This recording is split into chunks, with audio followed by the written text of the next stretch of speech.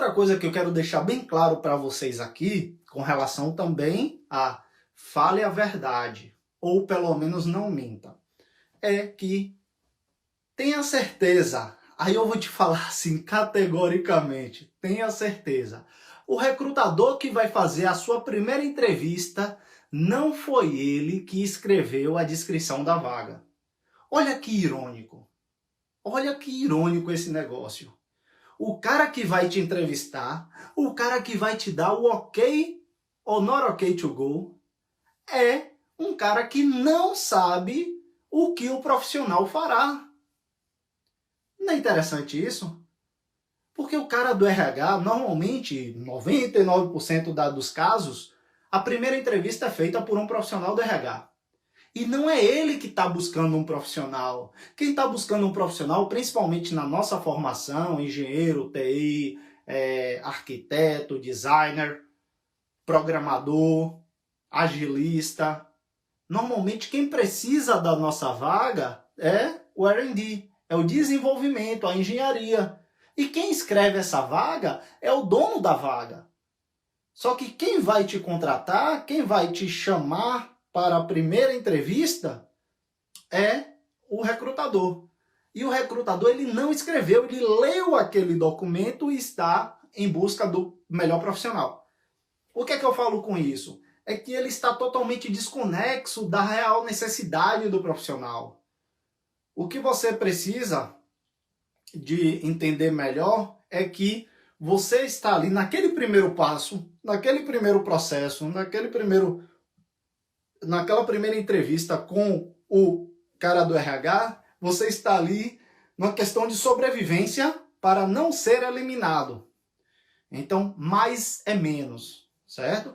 Ou menos é mais, desculpa, menos é mais. Ou seja, quanto menos você se expor às suas fraquezas, melhor candidato você será para passar para a próxima fase. Porque quando você chegar no nível da entrevista técnica, eu tenho certeza que nós já somos bons o suficiente para convencer o dono da vaga de que nós somos a pessoa adequada para ser contratado. No entanto, para isso acontecer, a gente tem que passar pelo cara do RH. Por favor, eu não estou pintando cara de vilão não é esse o intuito. Mas o que eu quero deixar claro para vocês é que o cara que vai te entrevistar a primeira vez, ele não tem noção do que você precisa. Mas ele é especialista em uma coisa. Ele é especialista em detectar a verdade. Ele é especialista em entender se você está mentindo ou omitindo alguma coisa. Isso ele faz várias vezes todas as semanas. Imagine que é um cara que só trabalha com isso. Então olha só o que aconteceu comigo durante esse ano. Eu estava entrevistando um engenheiro para contratar aqui para a Volvo e olha a pergunta que eu fiz para ele. Eu não sei quantos de vocês aqui conhecem, né? O CATIA. O CATIA é a ferramenta que a gente usa dentro da Volvo para poder desenhar o carro no 3D. E dentro do CATIA a gente faz também o desenho das nossas partes, das nossas peças, as que eu sou responsável. E aí durante a entrevista eu perguntei para o cara. Falei, vem cá, velho.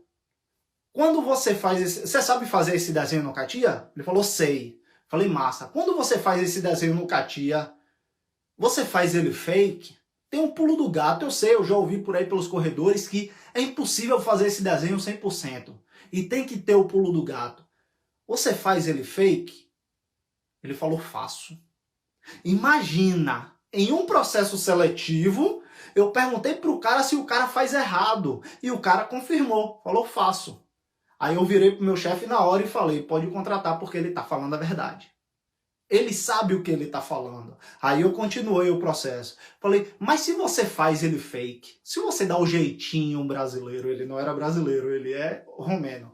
Se você faz ele fake, como que você faz para manter o controle? Ah, Rafael, eu tenho uma planilha de Excel do lado, e aí tudo que eu faço fake eu saio anotando nela. Porque na próxima revisão do desenho, eu vou ter que fazer fake de novo, porque senão vai sair errado. Falei, pois, chefe, pode contratar esse cara sabe o que ele está falando. Você entendeu? Assim, olha que pegadinha que eu perguntei. Mas eu vou ser sincero a você também. Se eu tivesse, ao contrário, se eu tivesse do outro lado da mesa, Eu não sei fazer o desenho desse jeito. Eu não sei, eu não tenho essa skill no CATIA. Se tivessem me perguntado, Rafael, você faz esse desenho fake? Eu não sei que resposta eu daria. Porque eu não tenho o domínio da ferramenta que esse cara tem. Eu trago esse item também, porque assim, a descrição das vagas, se você for no LinkedIn, é fácil a gente manter a nossa síndrome do cachorro vira-lata. Por quê? Porque as vagas, elas escrevem assim, preciso de um super-herói. É impressionante como vem as vagas, né? As vagas, elas pedem várias skills. É impossível que um ser humano, por mais capacitado que seja, consiga atender todos os requisitos da vaga de cabo a rabo. E é o que eu falo para vocês direto aqui. Super-heróis não existem.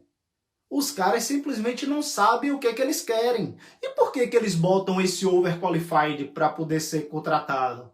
É porque eles sabem que quanto menos colocarem, menos qualificado o cara virá. No entanto, isso é um tiro no pé também, porque quem escreve a descrição da vaga sabe que não existe um profissional que vai conseguir dar conta de todas aquelas qualificações. No entanto, ele ainda assim escreve. Eu quero um cara que tenha essa, e sai listando lá as qualificações.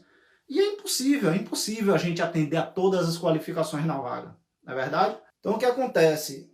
Quando o dono da vaga escreve aquele perfil procurando um super-herói, ele sabe que não existe, né? E aí ele pega e entrega aquele perfil na mão do RH. E o RH não sabe disso. O RH não sabe que super-heróis não existem. O RH só pega aquela descrição e sai procurando o profissional no mercado de trabalho. E aí ele procura o profissional que tenha todas aquelas qualificações. E ele chega a um ponto de exaustão, depois de ter declinado e eliminado milhões de pessoas, ele chega à conclusão que super-heróis não existem. E aí o que é que ele faz? Ele aterriza e fala, beleza, agora que eu cheguei à conclusão de que super-heróis não existem, eu tenho que procurar um ser humano que tenha a melhor das qualificações e que atinja, né, que consiga cobrir o máximo dessas qualificações aqui. Aí o que acontece nesse momento?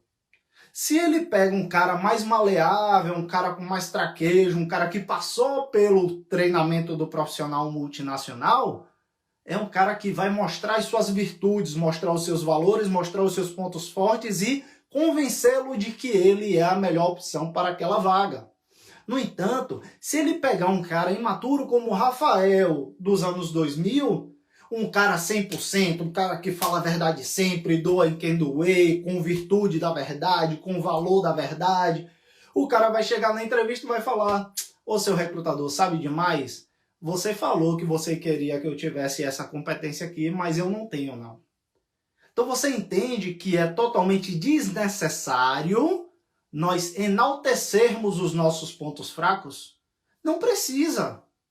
É o que eu falo assim, a gente não precisa mentir. A gente não precisa escrever no nosso currículo nem na nossa cover letter. Eu tenho essa qualificação, quando na verdade a gente não tem. No entanto, a gente não precisa nem mencioná-la. Não fala. É simples. Então, se o meu nível de inglês é o nível que eu tenho, ponto, massa, beleza. Eu vou deixar, não vou nem mencionar inglês, porque assim, inglês já é, entenda, se você se considera um inglês intermediário, é porque aí no Brasil é fogo, velho, a gente se cobra demais. Por isso que eu sempre trago o inglês como referência aqui, porque eu sei como a gente se sente.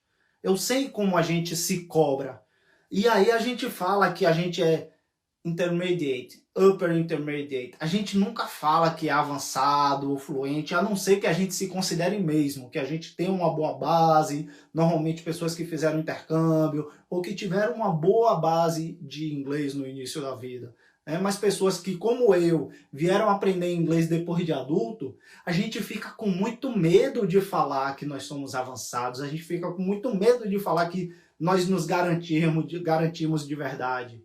Então, por isso que eu trago esse ponto aqui. Para você que tem esse ponto, o que é que você vai fazer? Você escreve todos os documentos em inglês. Você aplica para a vaga em inglês.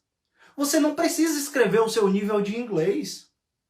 Você não precisa dizer, eu sou inglês intermediário. O recrutador não vai te contratar. No entanto, vamos lá, eu quero concluir o raciocínio com vocês.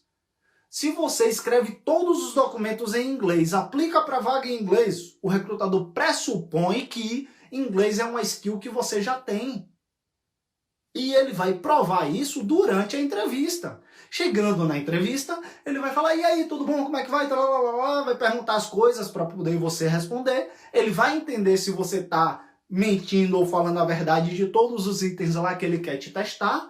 Águas passadas, o seu inglês já foi validado durante o processo seletivo. Bom, ruim, básico, avançado, intermediário, upper intermediário, tanto faz. Você será validado durante a entrevista. Se você tem o seu inglês dentro da sua cabeça, intermediário, upper intermediário, nem escreve isso no currículo. Não escreve. Você vai estar se auto-sabotando. Você só escreve tudo em inglês e pronto. Presume-se que você já é um cara que se vira no inglês. Acabou. Acabou.